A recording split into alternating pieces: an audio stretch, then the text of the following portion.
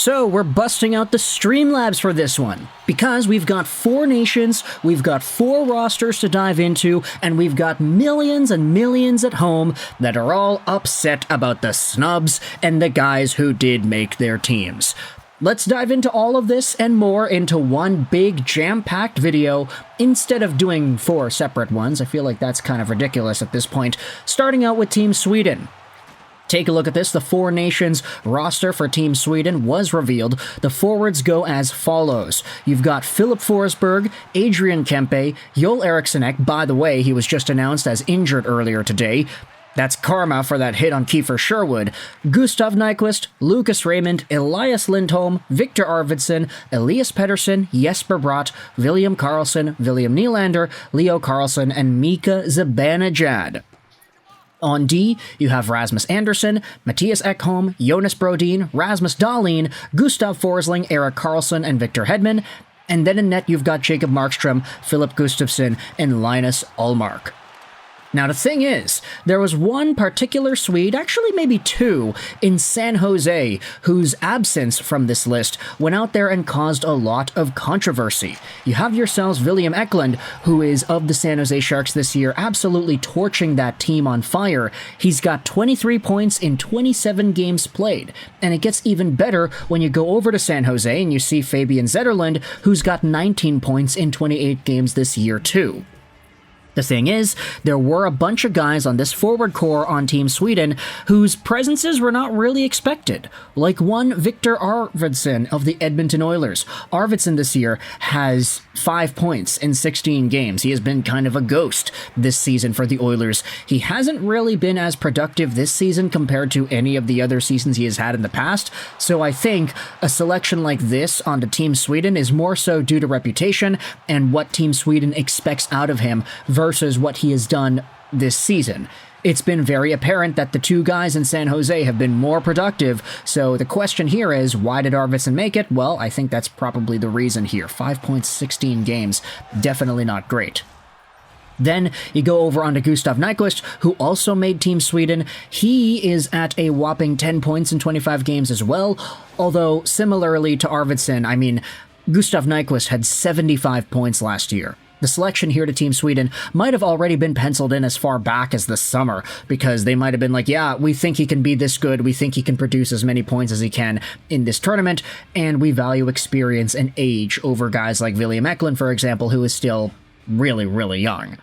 So those are the Sweden guys, I think, that have caused the most ruckus amongst fans. I mean, all of the replies here, it looks trash without Eklund. Imagine taking 2 slow, old, regressing players over him. Yeah, that's kind of the tail of the tape here. A lot of people are talking about it. Backlund better than Arvidsson. How the hell did Nyquist and Karlsson get on the team? No Eklund. Edvinsson would have been your best defenseman, or will be your best defenseman soon. Defense is stacked. I actually will agree on that. The defense for Team Sweden looks really strong.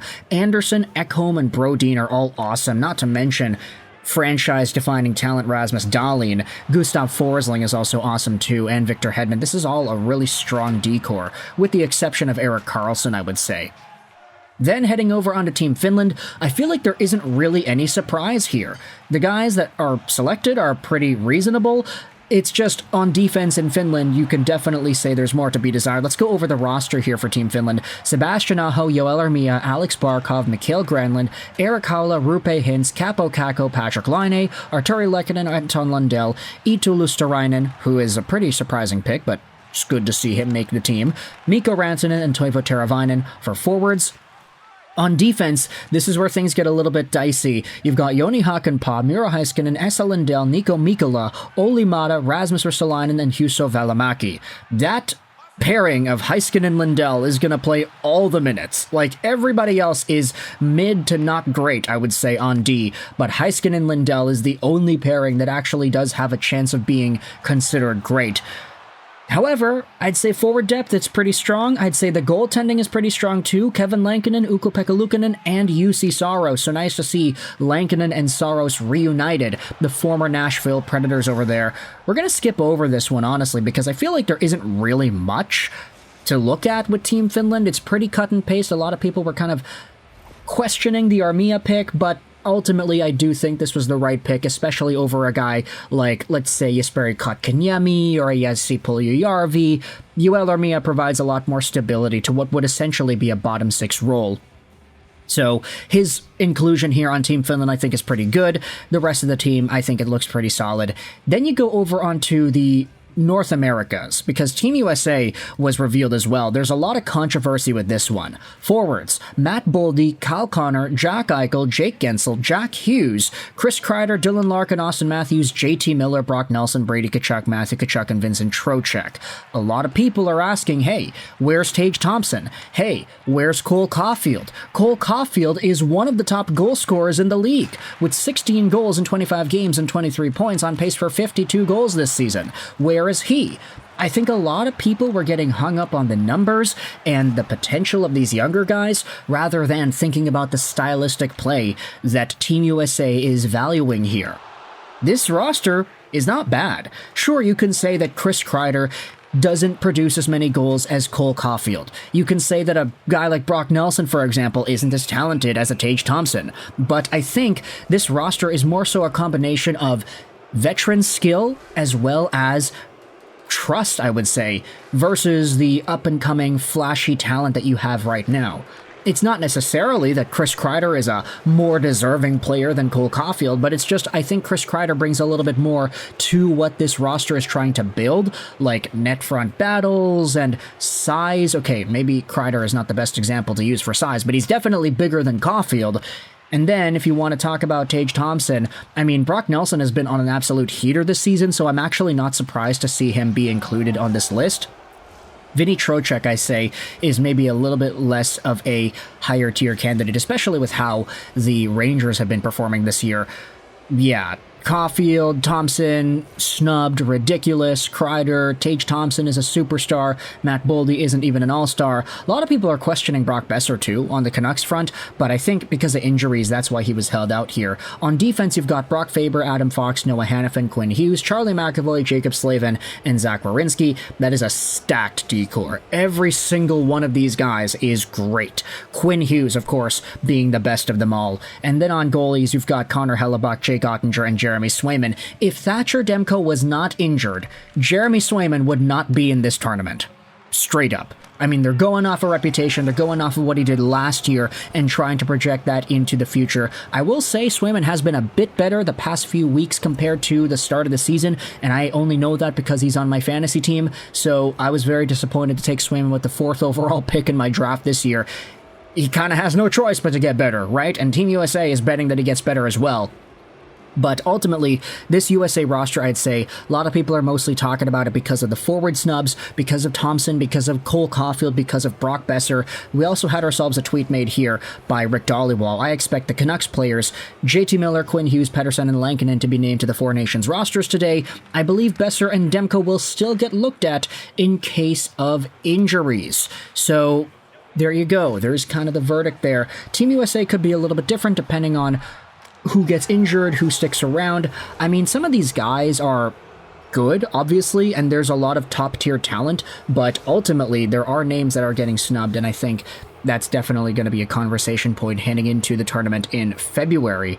And then finally, to end things off, let's go over Team Canada because it was just revealed as well. You've got Sam Bennett, Anthony Chiarelli, Sidney Crosby, Brandon Hagel, Seth Jarvis, Travis Konechny, Nathan McKinnon, Brad Marchand, Mitch Marner, Connor McDavid, Braden Point, Sam Reinhart, and Mark Stone for Team Canada. Is Mark Stone even going to be healthy? Who really knows? And then on defense, you've got Cale Makar, Josh Morrissey, Colton Parayko, Alex Pietrangelo, Travis Sanheim, Shea Theodore, and Devon Taves. Some of these names are a lot more underrated than others. Obviously, Cale Makar and Morrissey, everybody knows them, everybody likes them. Colton Parayko was seen as a surprise, big hulking defenseman, a lot more of a brute. They saw that Shea Weber format from 2014, and they were like, yeah, that guy helped us win a gold medal at the Olympics. We're going to take a defenseman who plays like him. Maybe with a less offensive edge, but still with a good defensive stability to his game in Colton Parayko, reunite him with his former teammate in Alex Pietrangelo. Travis Sanheim in Philadelphia has been dominating this season. Man, he's been amazing. Shea Theodore has been good, and so has Devon Taves. And then for goalies, you've got Jordan Binnington, Aiden Hill, and Sammy Montembeault. Nice to see Montembeault make the roster. Interesting to see the names they chose otherwise. Aiden Hill has been really hot and cold this season. Jordan Binnington, I think, is in a pretty precarious spot longer term too, but the tournament is in February, so hopefully these guys are able to get their games together. Other than that, I mean, a lot of the replies, where's Zach Hyman, Jarvis and Konechny have no right being here, that's wrong. Travis Konechny has been so good this season. People are talking about Nick Suzuki, people are talking about Bedard, Mackenzie Weegar, no Bedard, no Scheifele. Okay, interesting. No Scheifele, no John Tavares, no Lafreniere, no Marchand. There are a lot of guys here that I think you could definitely say deserve to be here, but Sam Bennett got chosen because of his physical edge, because he is a center, because he is producing points. Anthony Chiarelli had that huge goal streak. I think Chiarelli might have earned himself a spot on the team because of the goals he has scored in the past week and a half. And everybody else, I mean, honestly, I could agree with most of these names. Like, I can't go out there and say that Brandon Hagel doesn't deserve a spot. Can't say that Nathan McKinnon doesn't deserve a spot. Marchand's right there. Like, what are you talking about? Like, interesting to see how people are going out there and talking about these guys. Sam Reinhart, of course, has been a great player, and Mark Stone, that's one of the interesting ones. You're definitely hoping to see him actually suit up for the tournament, but ultimately, these are your rosters for the Four Nations tournament. I want you to let me know your thoughts, what you think about Team Sweden, what are your thoughts about Team Finland, what are your thoughts about Team USA, and what are your thoughts about Team Canada? Thoughts in the comment section below. I hope you enjoyed this video, and bye.